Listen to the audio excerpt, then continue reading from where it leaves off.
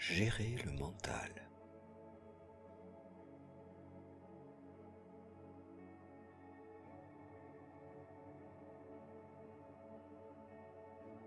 Je suis assis ou allongé dans une position stable et confortable.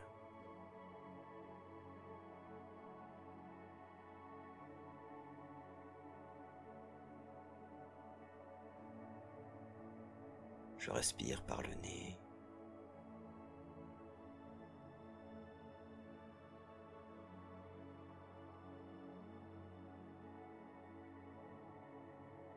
Sentant mon ventre aller et venir.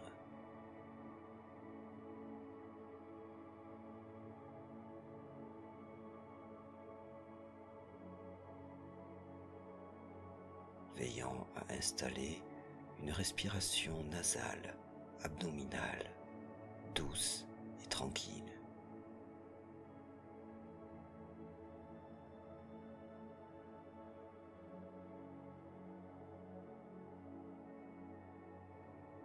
Je laisse aller mon ventre à un rythme apaisé. Il se gonfle à l'inspiration, se dégonfle à l'expiration.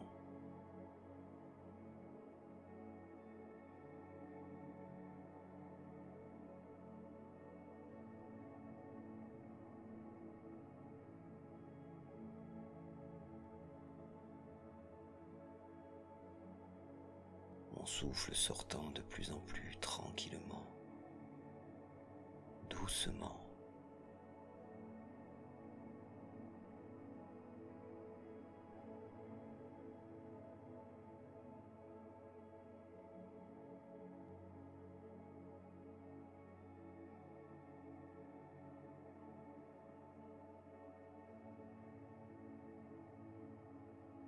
Je détaille ma position mentalement, me représentant mes pieds tels qu'ils sont placés, mes jambes entières, mon bassin, mon dos, du bas jusqu'aux épaules, la position de mon ventre et mon torse,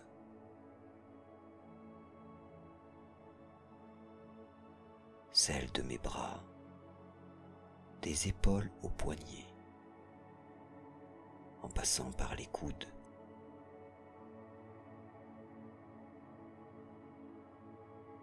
mes mains et mes doigts.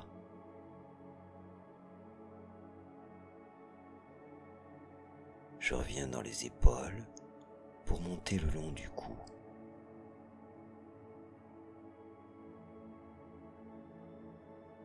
Repérant maintenant chaque partie de mon visage.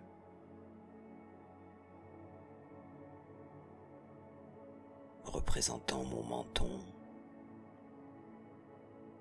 ma bouche, mes joues, mon nez, mes yeux, mes sourcils, mon front, mes tempes, mes oreilles. Je me représente alors la position de ma tête. Enfin, mon corps entier, dans sa position.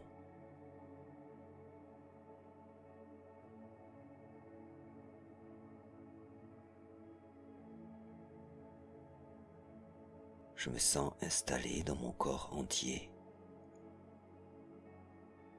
comme si j'habitais chaque partie.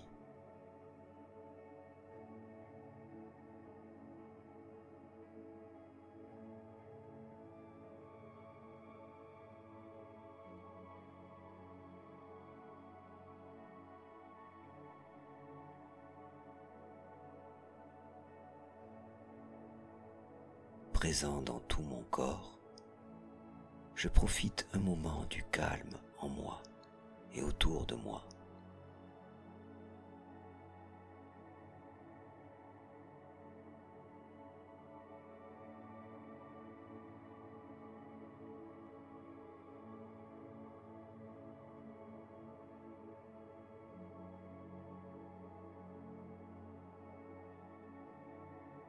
Plus le silence s'installe, plus mes pensées viennent me titiller.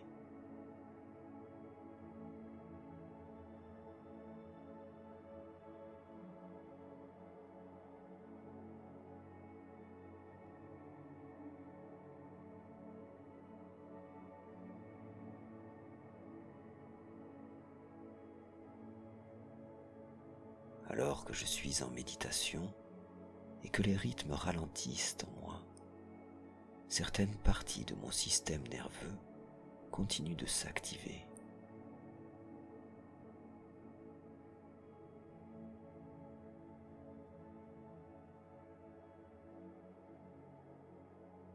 Des neurones soulèvent des images,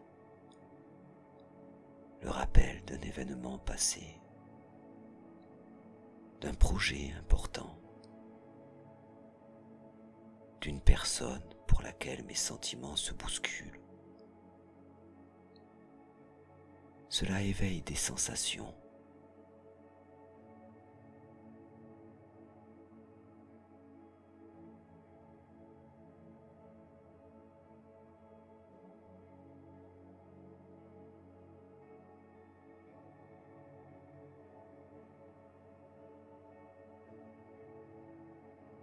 Là, j'observe mes pensées qui viennent, me titillent et s'en vont.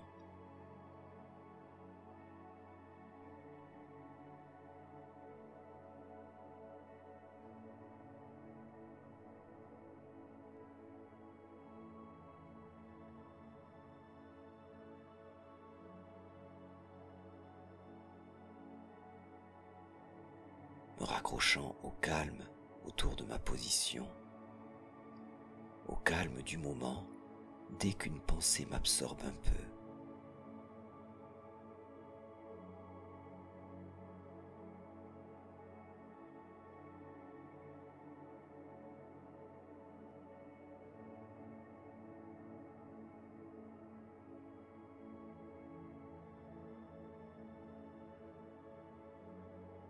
Mes pensées qui viennent et s'en vont. Le calme de ma position.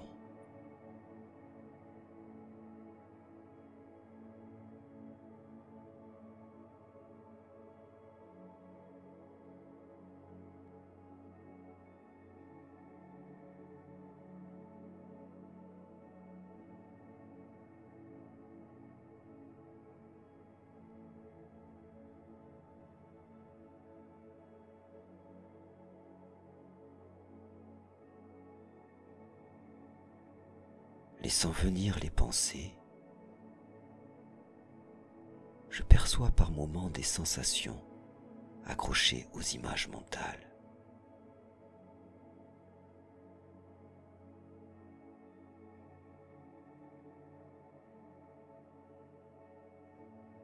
Je pense à quelqu'un en particulier, quelque chose, une situation, et des sensations me viennent, parfois puissamment.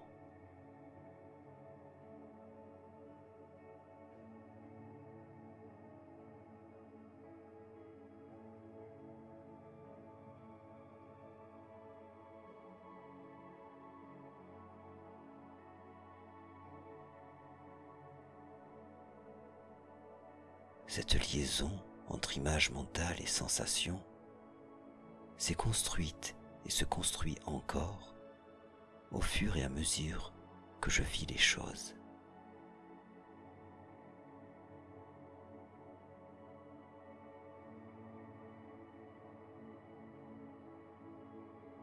Par exemple, ce que je ressens en présence d'une personne se lie aux réseaux neuronaux identifiant cette personne.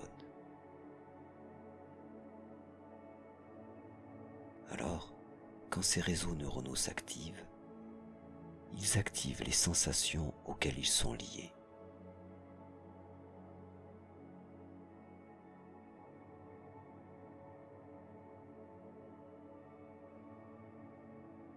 La crainte, l'envie, le désir, la jalousie, la colère, le stress peuvent venir en imaginant simplement une personne.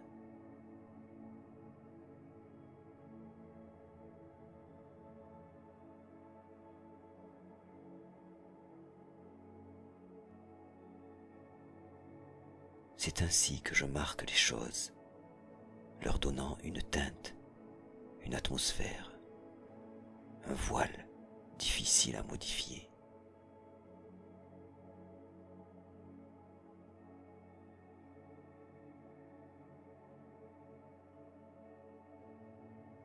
Et lorsque les sensations liées à cette personne ou cette situation sont puissantes, elles relancent d'autant plus d'images mentales, de mots, de pensées.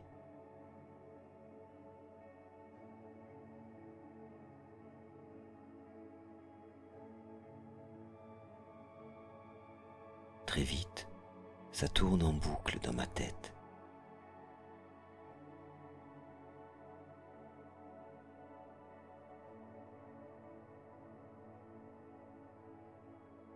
Dès qu'un sujet sensible me préoccupe, les images se multiplient, poussées par des sensations toujours plus vives.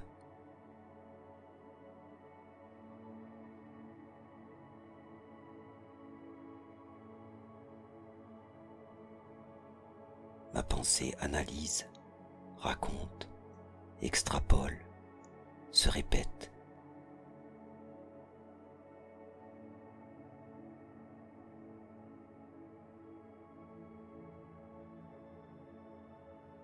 Il me suffit de me remémorer ces derniers jours, ou bien des jours plus anciens, dans toutes sortes de situations. Ma pensée devient compulsive. Je ressasse.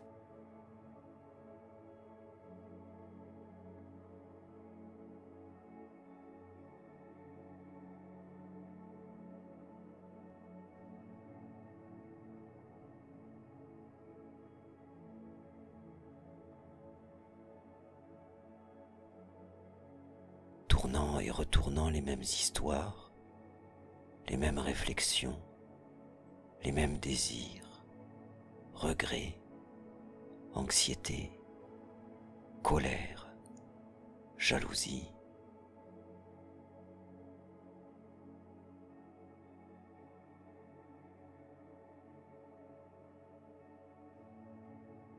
Tirant des vérités sur les gens et les choses, les étiquetant, me résumant moi-même en quelques traits, positifs ou négatifs, c'est selon.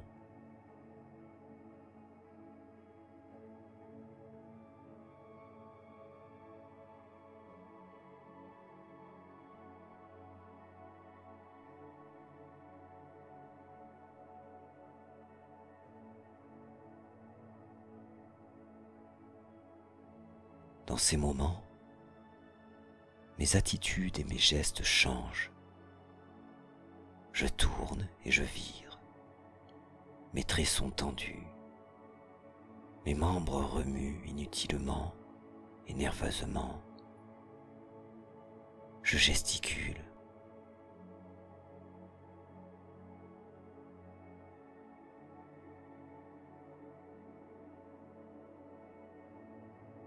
Tout mon corps s'offusque, réagit aux images mentales et sensations si répétitives. Mon corps se bat dans le vide.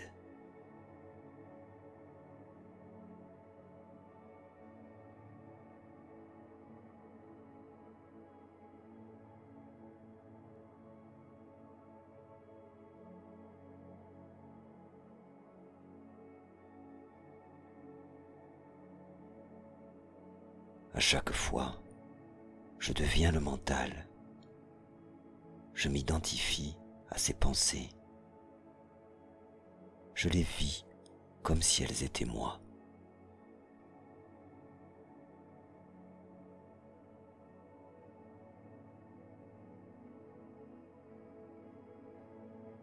Je deviens le mental et cela m'empêche de le prendre comme il est.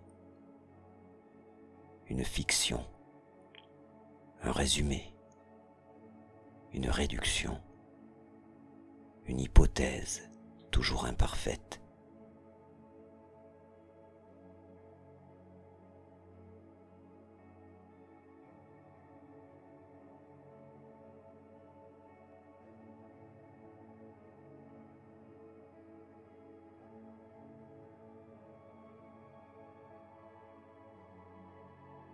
À d'autres moments, mon mental s'apaise, raconte des choses moins catégoriques, plus vraisemblables.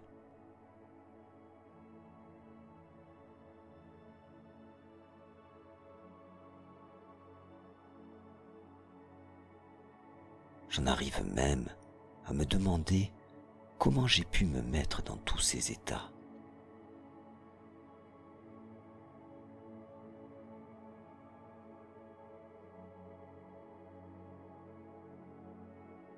Et puis, sur d'autres sujets, dans d'autres situations, des pensées et des émotions m'aspirent à nouveau, doucement, insidieusement. Elles se renforcent au fil du temps, m'emportant tout aussi largement que la fois d'avant, voire plus.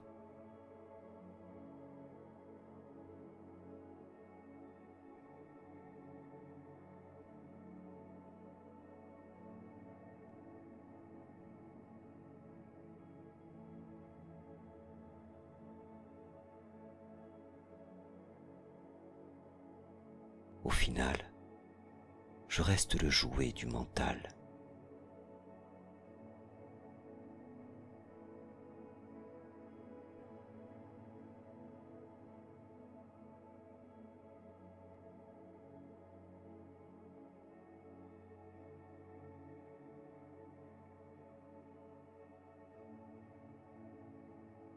Tout cela est difficile à arrêter.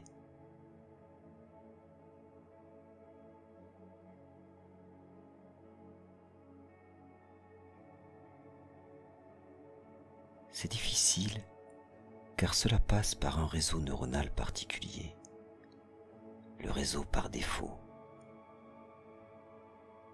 Ce réseau revient sur le passé et anticipe l'avenir. Il interprète les événements, les comportements, les situations et me permet de me situer dans mon monde. Un réseau essentiel en somme. Mais comme tout système nerveux, plus il est utilisé, plus il se renforce et s'active à nouveau.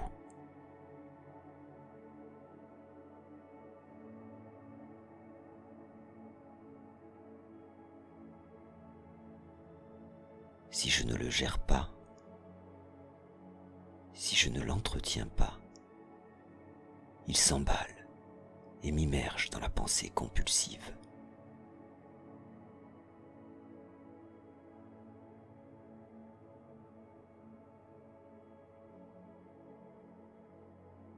Mon mental est un outil, un instrument pour l'accomplissement de tâches précises.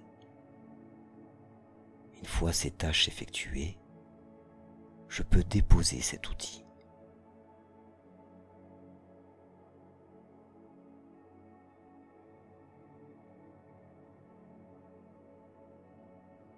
Je me sers de lui quand j'en ai besoin, résolvant des questions pratiques et importantes, puis je le dépose.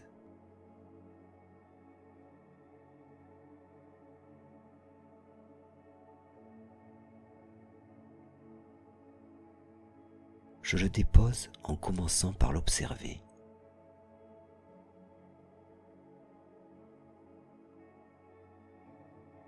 Je le vois manipuler des images, des mots, des sensations.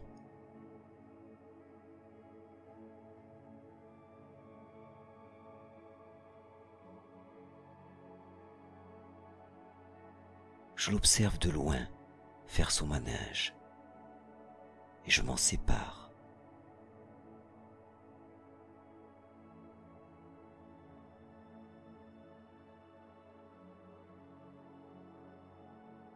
Plus je l'observe de loin comme ça, notant son fonctionnement, sa façon de me relancer sans cesse,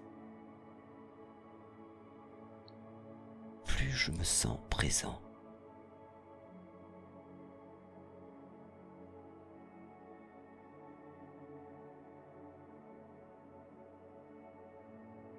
Je vois sa façon de me présenter le passé si radicale.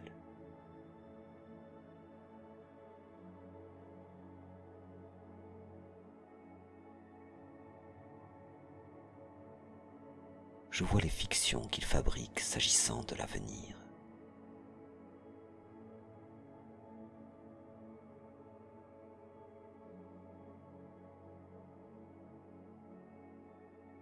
Je vois sa façon de caricaturer les êtres, moi, mes proches, de simples inconnus.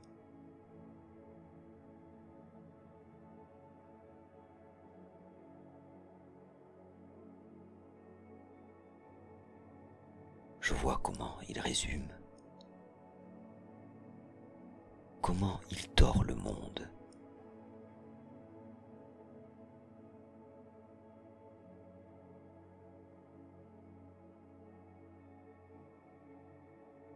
J'entends les mots qu'il emploie, des mots forts dont je perçois la mécanique.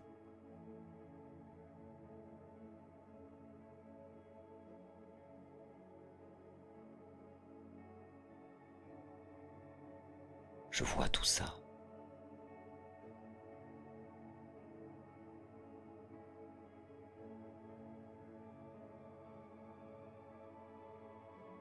Je vois les sensations qui m'aspirent. Je les observe comme des éléments séparés de moi, qui veulent me contraindre.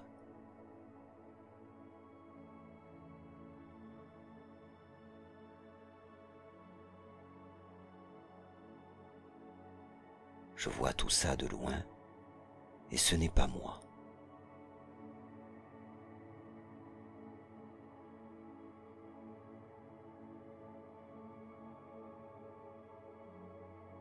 La liberté commence en prenant conscience que je ne suis pas le penseur et que je ne suis pas l'émotion.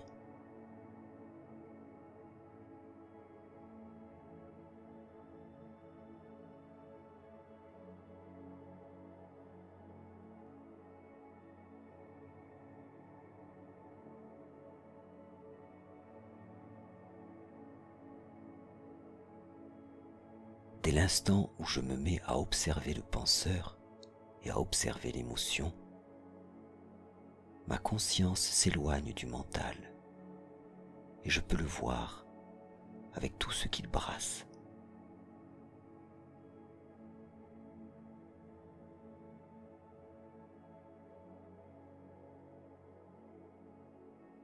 Les mots, les gestes, les images mentales et les sensations.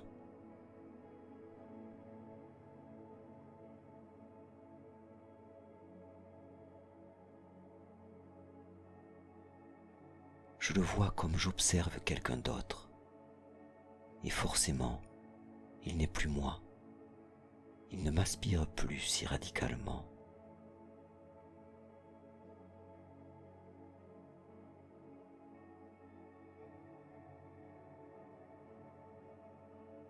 Je peux alors apprendre à mieux le connaître, pour le repérer facilement et m'en détacher si besoin, en l'observant.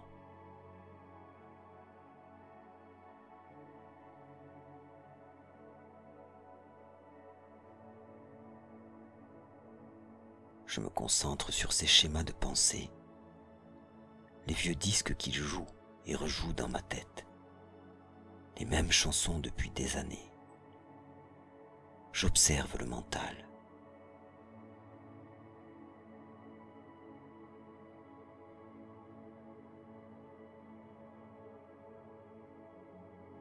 Je deviens la présence qui joue le rôle de témoin.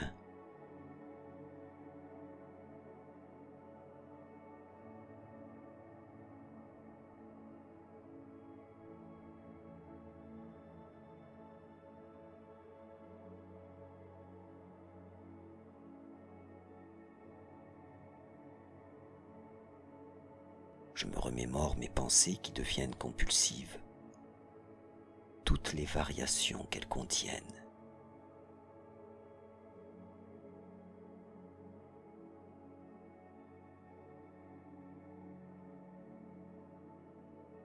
Les intonations qu'elles prennent, les différents débits.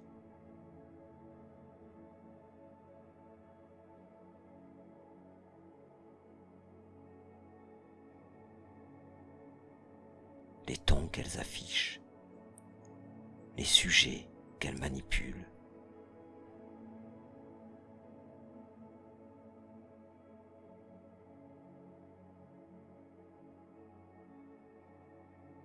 Les types de mots et de phrases qu'elles prononcent.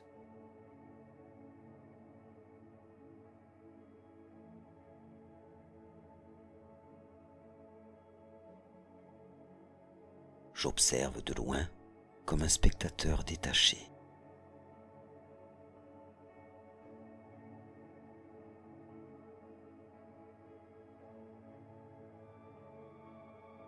Surtout, je ne juge pas, je ne condamne pas ce que je vois, ce que j'entends, car si je le fais, cela signifie que le mental est revenu.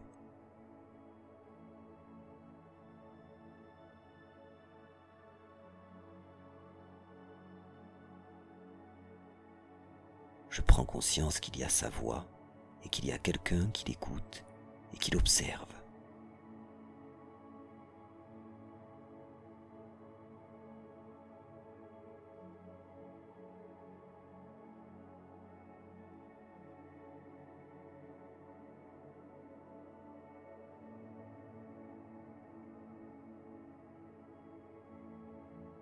Je n'ai pas besoin d'images précises. De simples flashs peuvent suffire. Des ambiances en moi, des paroles, des bribes de gestes.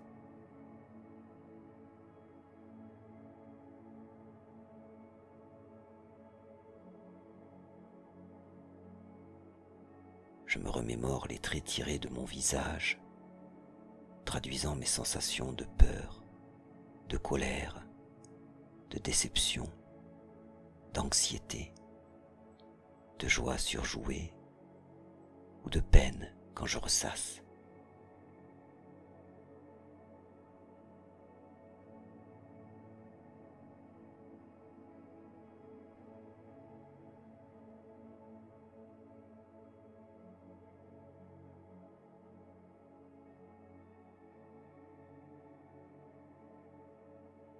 Je fais défiler les souvenirs, je vois le mental, les images qui l'irritent, les personnes qui l'animent, l'espace qu'il peut occuper.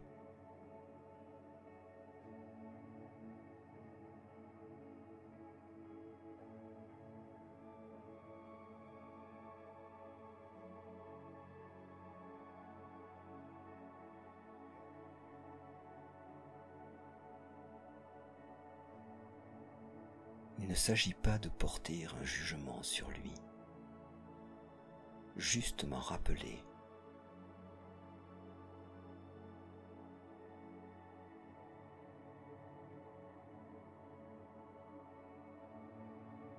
Constater son existence et les situations dans lesquelles il surgit et m'emporte.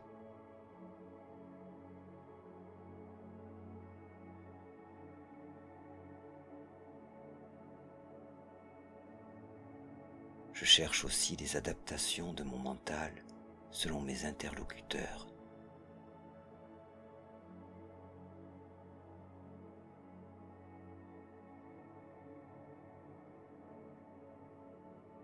Au travail,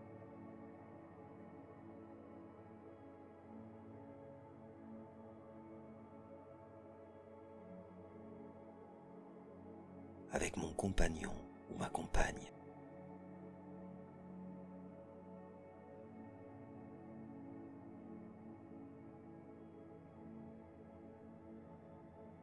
Mes amis,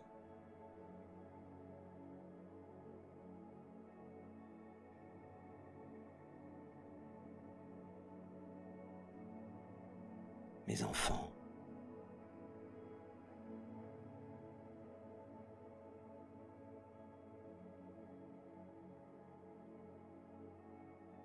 avec des inconnus,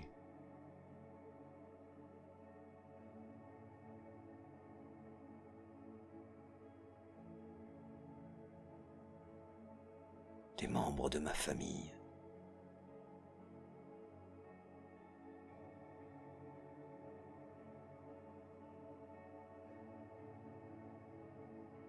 quand l'atmosphère est stressante,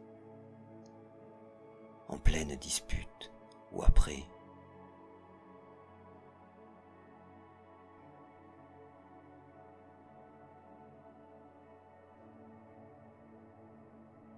dans les moments de joie, de tristesse,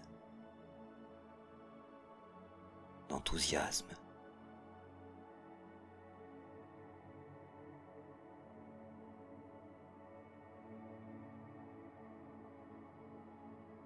je me représente tout ça et j'observe le penseur.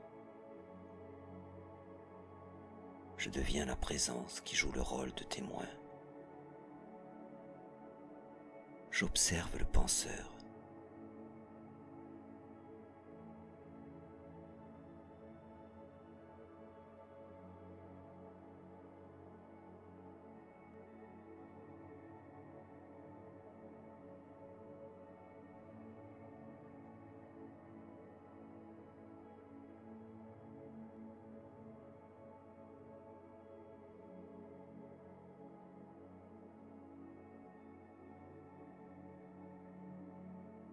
Voilà, tout au long de cette méditation, j'ai pris du recul sur le mental.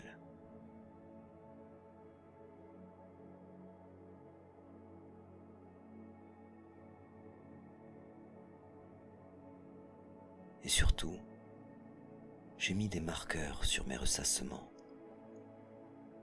des sortes d'alertes qui me signaleront quand ça se mettra à nouveau en route, quand ça s'emballera dans ma tête.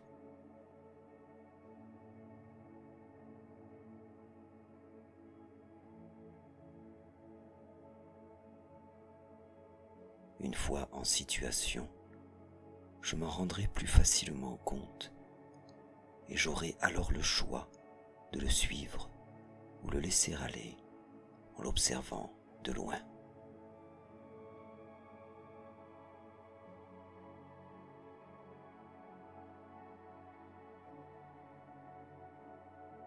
Au fur et à mesure de ma pratique, mon mental sera de moins en moins en roue libre, de plus en plus en conscience.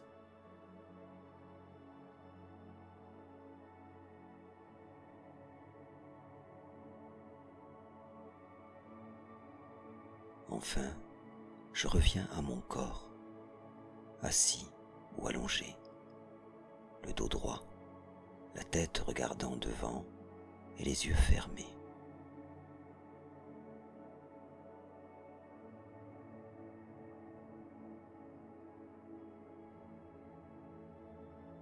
Je reviens à mon corps et à la pièce dans laquelle il se trouve.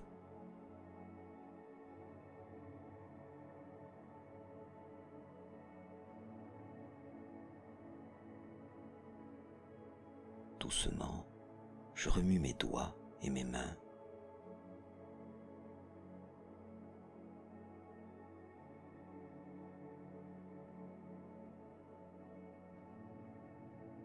je tends un peu mes bras et m'étire lentement.